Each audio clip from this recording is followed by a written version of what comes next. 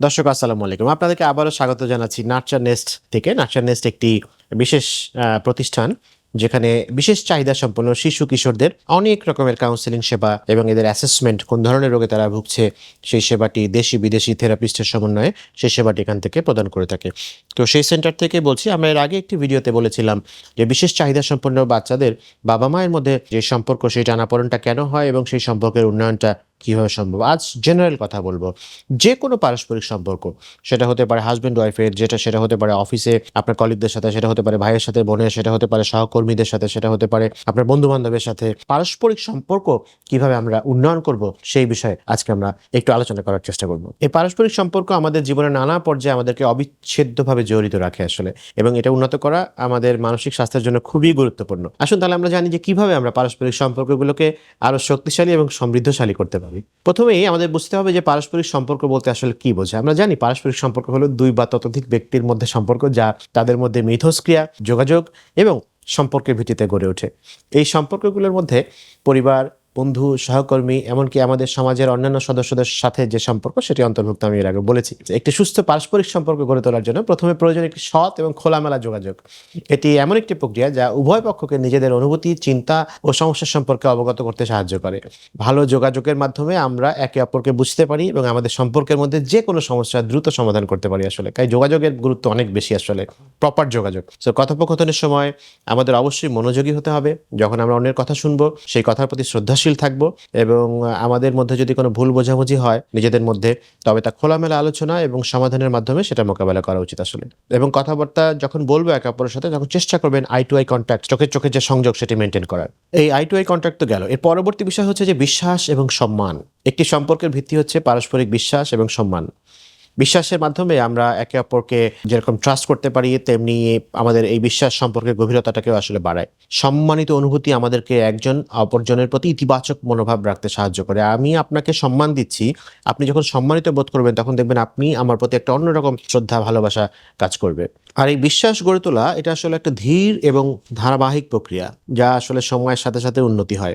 সম্মান প্রদর্শনের মাধ্যমে আমরা একে অপরের প্রতি আমাদের মূল্যবান অনুভূতিগুলো প্রকাশ করতে পারি। আরেকটি গুরুত্বপূর্ণ বিষয় হলো সমঝোতা। আমাদের জীবনযাত্রায় বিভিন্ন মতামত এবং মতবিরোধের সম্মুখীন হতে হয়। পারস্পরিক সম্পর্কের মধ্যে সুস্থভাবে সমঝোতা গড়ে তোলার জন্য আমাদের আসলে একে অপরের মতামত এবং প্রয়োজনীয়তাকে শ্রদ্ধা করা উচিত। একে অপরের মতামতকে গুরুত্ব দিয়ে আপনি যদি আলোচনা করি আমরা, তাহলে সম্পর্কের মধ্যে ভুল বোঝাবুঝির পরিমাণ অনেক কমে যাবে আসলে, এবং আমরা সমন্বিতভাবে কোনো সমস্যার তখন সমাধান করতে পারি। এবং যখন সমন্বিতভাবে কাজ করবেন তখন দেখবেন যে অনেক বেশি শক্তি আপনি পাচ্ছেন, অনেক বেশি সাপোর্ট পাচ্ছেন, সবকিছু সহজ হয়ে যায়। তাই সম্পর্ক অনেক জরুরি। সম্পর্ক ঠিক না থাকলে অনেক কিছু কঠিন হয়ে যায়। আরেকটা গুরুত্বপূর্ণ দিক হলো সময় ও মনোযোগ। আমরা যদি আমাদের সম্পর্কের প্রতি পর্যাপ্ত সময় না দিই, মনোযোগ না দিই, তাহলে সম্পর্কের মধ্যে ফাটল দেখা দিতে পারে আসলে। সম্পর্কের উন্নয়নের জন্য সময় কাটানো, একসাথে কার্যক্রম করা, একে অপরের প্রতি আগ্রহ প্রদর্শন করা আসলে খুবই ইম্পর্টেন্ট। এটি আমাদের সম্পর্কের গভীরতা বৃদ্ধি করে এবং আমাদের মধ্যে ভালোবাসা এবং সহানুভূতির অনুভূতি সেক্ষেত্রে আরো বেশি বৃদ্ধি পায়। উল্লেখযোগ্যভাবে সঠিক সমর্থন এবং সহানুভূতি প্রদান একটি পারস্পরিক সম্পর্কের উন্নয়নের অন্যতম চাবিকাঠি আসলে। এই সম্পর্কের মধ্যে সমর্থন প্রদান মানে হচ্ছে আমরা একে অপরের সুখে দুঃখে পাশে দাঁড়াতে প্রস্তুত আছি, একে অপরের জন্য আমাদের সর্বোচ্চ চেষ্টা করছি। আমরা সহানুভূতি প্রকাশের মাধ্যমে আমরা একে অপরের অনুভূতির প্রতি যত্নবান হয়ে উঠতে পারি, এবং সম্পর্কের মাঝে আসলে একটা বন্ধুত্বের অনুভূতিটা বাড়ানো যেতে পারে আসলে। এবং আরেকটা ইম্পর্টেন্ট দিক যেটা অবশ্যই মাথায় রাখতে হবে, সেটি হচ্ছে ক্ষমা করার মনোভাব। কোনো সম্পর্কেই ভুল ভ্রান্তি থাকা মানে একদম অস্বাভাবিক না, থাকতেই পারে।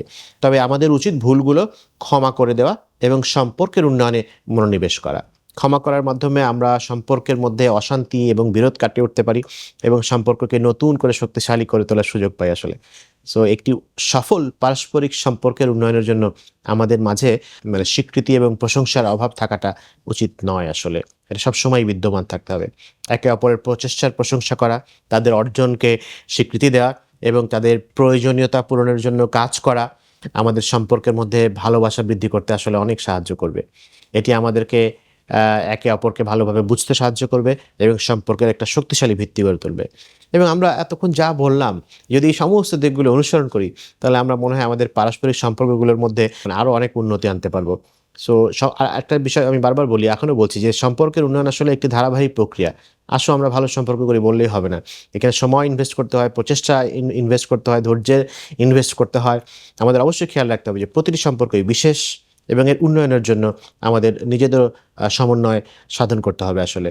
এবং সম্পর্ক আসলে একটা বিনিয়োগের মতো। আপনি যত এখানে ইনভেস্ট করবেন তত একটা সময় আপনাকে এটা সাহস দিবে, সাপোর্ট দিবে, সবকিছু দিবে। এই পারস্পরিক সম্পর্ক আমাদের মানসিক শান্তি এবং সুখের জন্য অত্যন্ত প্রয়োজনীয় এবং আমাদের উচিত সম্পর্কের প্রতি মনোযোগী হওয়া, ভালো যোগাযোগ, সমঝোতা প্রতিষ্ঠা করা, একে অপরের প্রতি বিশ্বাস এবং সম্মান প্রদর্শন করা। এভাবেই আমরা আমাদের পারস্পরিক সম্পর্কগুলোকে উন্নয়ন করতে পারবো, সম্পর্কগুলোর মধ্যে উন্নয়ন আনতে পারবো এবং একে অপরের কাছে থাকবো এবং ভুল বোঝাবুঝিগুলো অনেকটাই কমে যাবে। সবাইকে অনেক, অনেক ধন্যবাদ। আসসালামু আলাইকুম।